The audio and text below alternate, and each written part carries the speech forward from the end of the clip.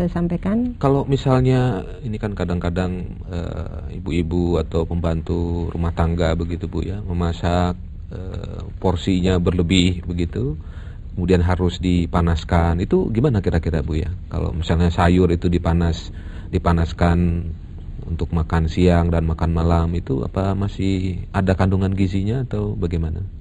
Saya pikir kalau pemanasan itu memang akan sangat menurunkan nilai gizi dari suatu bahan pangan. Makanya terutama untuk sayuran, karena dia kita fungsikan sebagai sumber vitamin C yang sifatnya sangat mudah rusak, usahakan kita mengkonsumsi jangan dalam partai besar, memasaknya secukupnya saja, usahakan secukupnya, dan diusahakan jangan terlalu banyak sisa. Nah, tapi untuk khusus orang Jawa biasanya suka sayur santen itu, karena sekali masak untuk mungkin beberapa hari atau keluarga besar, itu memang seringnya dipanasin dan dipanasin lagi, tapi itu mungkin gizinya akan sangat rendah sekali. Nah, kalau mengenai ini Pak, disanding Pak, artinya kalau makanan tersebut dipanaskan berulang-ulang seperti apa yang di Jogja itu gudeg, disanding dengan lalap-lalapan, apakah lalapan mentah, kacang panjang mentah,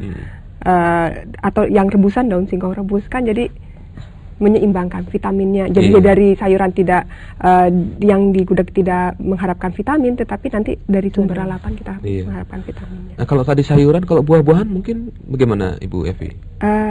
Sebenarnya mungkin agak sama ya, dalam arti kalau kita akan memetik buah-buahan itu sebaiknya pada waktu panen yang paling optimal dari segi cita rasanya, dari segi kesegaran dan gizinya. Cuman ya masalahnya memang kalau untuk dijual biasanya sudah diijon dulu, bisa mangga begitu ya.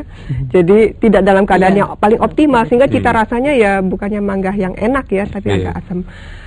Kemudian kalau setelah kita ibu-ibu atau setelah konsumen membeli suatu sayuran, maka sebaiknya dipersiapkan, dipotong, kemudian segera untuk dikonsumsi, jangan dibiarkan.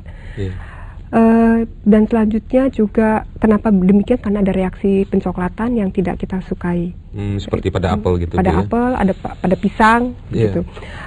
Dan kalau mengupasnya juga jangan memakai pisau yang terbuat dari besi, karena akan terjadi reaksi oksidasi sehingga vitamin C-nya juga akan rusak. Jadi sebaiknya dengan pisau yang terbuat dari stainless steel, itu yang yang dapat diterapkan sehari-harinya.